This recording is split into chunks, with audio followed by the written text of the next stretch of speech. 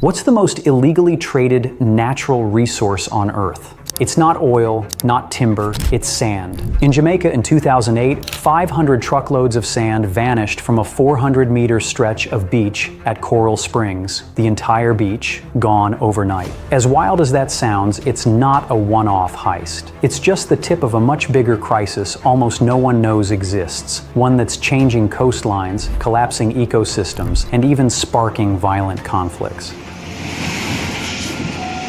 In this episode of Natural Forces, you'll see why the sand beneath your feet is one of the most valuable and contested resources on the planet, and how our addiction to it could change the world forever. And to kick things off, here's a number that'll blow your mind. Every single day, more than 1 million dump trucks worth of sand is dredged from our oceans. Did you know that sand is the second most consumed natural resource on the planet, right after water? We use 26 billion tons of sand every year. To put that in perspective, that's enough sand to build a 9-story wall completely around planet Earth. Why do we need so much sand? Sand is the literal foundation of human development across the globe, a key ingredient of concrete, asphalt, glass, and electronics. We use sand in paint, we use sand in toothpaste, it's used in some wines. Every window, every car windshield, the screen on your phone, those are made from sand too. Every building around you, every road you drive on, every window you look through contains sand. The concrete in a single average home requires about 80 tons of sand. A single kilometer of highway needs 11,500 tons.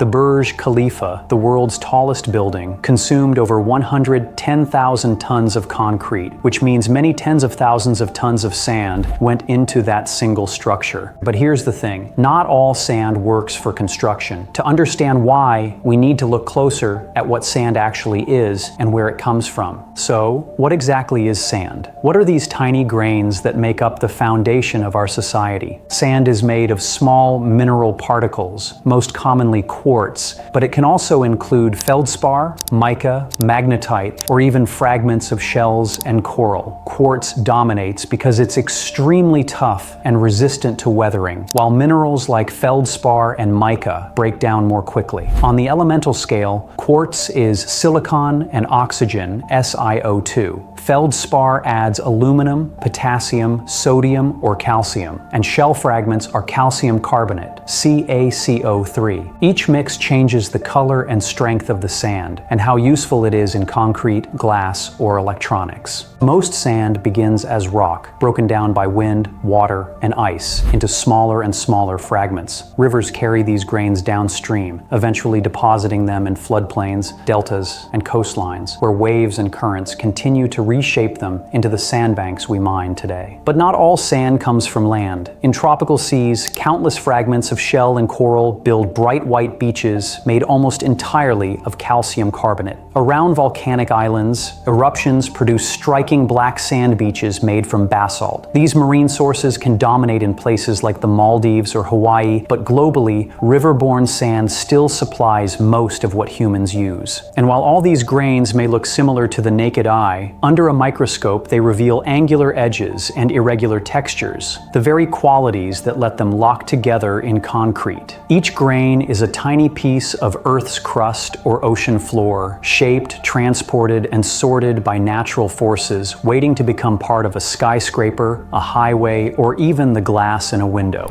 But we can't use just any sand. Desert sand, despite covering vast areas of our planet, is essentially useless for most of what we need sand for. So if you're stranded in the Sahara, bad news. You can't even build yourself a sandcastle. Sand grains in the desert are too smooth, polished by wind over thousands of years into perfect little spheres that won't stick together. It's like trying to build with marbles. What we actually need is angular sand, the rough, jagged kind created by water erosion in rivers, lakes, and coastal areas. This sand has the grip needed to bind concrete together and create the foundation of our modern world. According to recent research from the UN Environment Program, marine dredging operations are extracting 6 billion tons of sand from our oceans every year. This rate of extraction is dangerously close to the natural replenishment rate that coastal ecosystems need to survive. Think of it like a bank account where where you're withdrawing money faster than interest can accumulate. More than 24 small islands in Indonesia have completely disappeared due to offshore sand mining, not slowly eroded by climate change, but literally dredged out of existence. In the Mekong River Delta, one of the world's most important agricultural regions, the delta is actually sinking in part because so much sand has been removed that the land can no longer support itself. Salt water is now penetrating inland, destroying farmland that has fed millions of people for generations. Here's where this story takes a dark turn. The global illegal sand trade is worth an estimated $200 to $350 billion annually. That makes it larger than the illegal trade in logging, gold mining, and fishing combined. In India, criminals stealing sand are called sand mafias, and they've allegedly murdered hundreds of people, including journalists, environmental activists, police officers, and government officials. उन लोगों ने मुझे जबरदस्ती kidnap करके एक एकांत जगह में ले गए।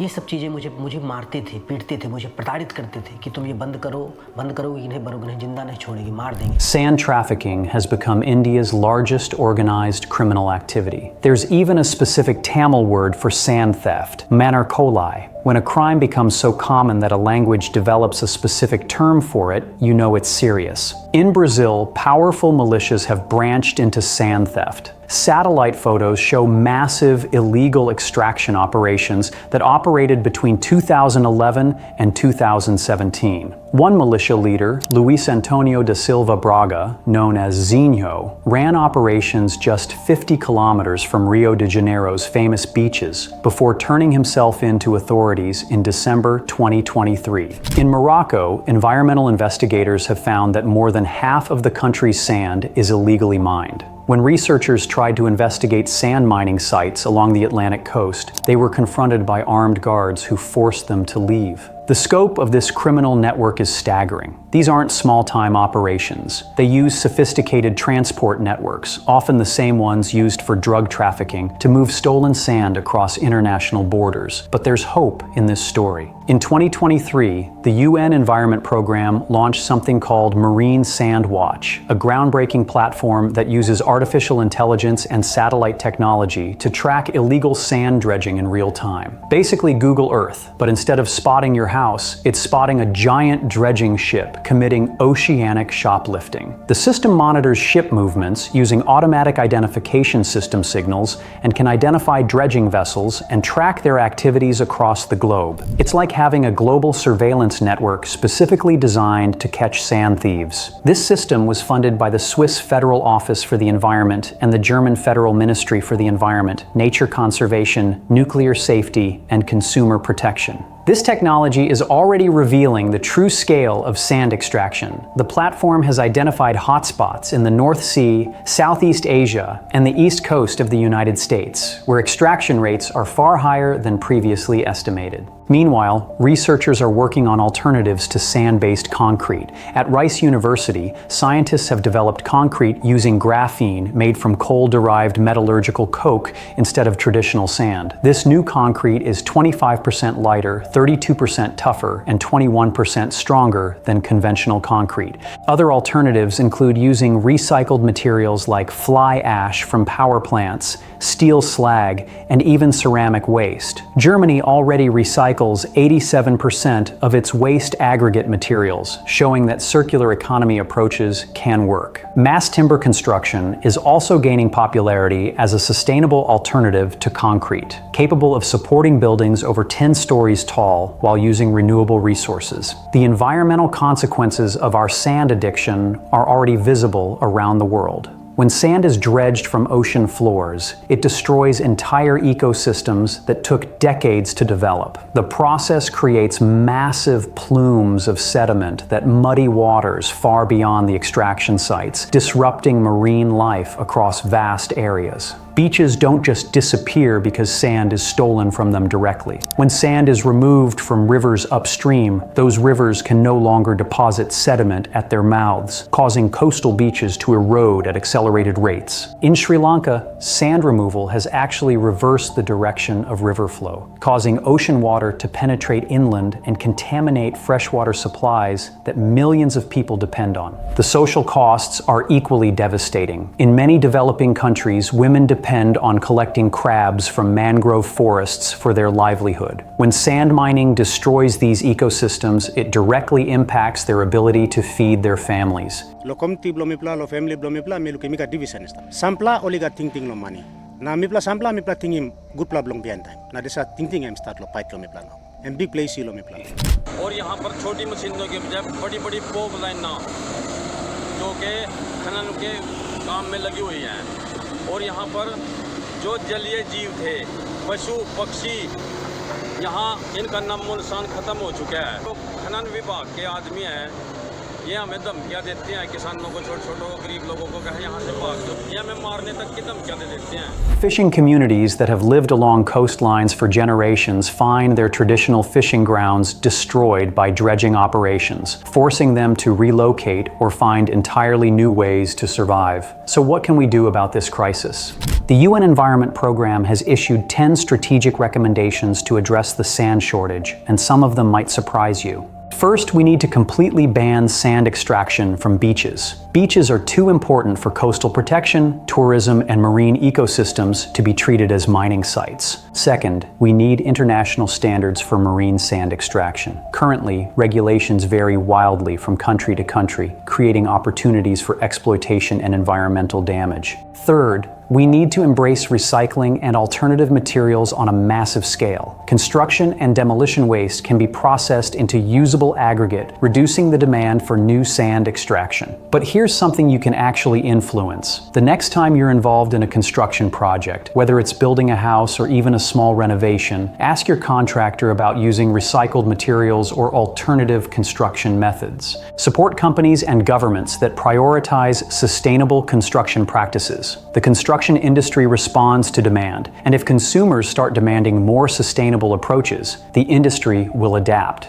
Most importantly, spread awareness about this issue. Most people have no idea that sand scarcity is even a problem, let alone one of the largest environmental crises we're facing. The next time you walk on a beach, look down at the sand beneath your feet and remember, you're standing on one of the most important and contested resources on our planet. Every grain of that sand may have traveled through rivers and streams over thousands of years to finally reach that beach where you're standing. And in our modern world, that same sand is so valuable that criminal organizations are willing to kill for it, and entire beaches are disappearing overnight to feed our concrete addiction. The sand crisis reveals something profound about how we interact with our planet's resources. We've built a civilization that depends entirely on materials we assumed would always be available, without thinking about the consequences of extraction or the need for sustainable alternatives. What do you think is the most surprising thing you learned about sand in this video? Have you ever noticed construction projects in your area and wondered where all that sand comes from? Let me know in the comments below. And if this video changed how you think about the world around you, consider sharing it. Sometimes the most important crises are the ones hiding in plain sight, and sand scarcity is definitely one of them. Thanks for watching, and I'll see you in the next video where we'll explore another invisible force shaping our world.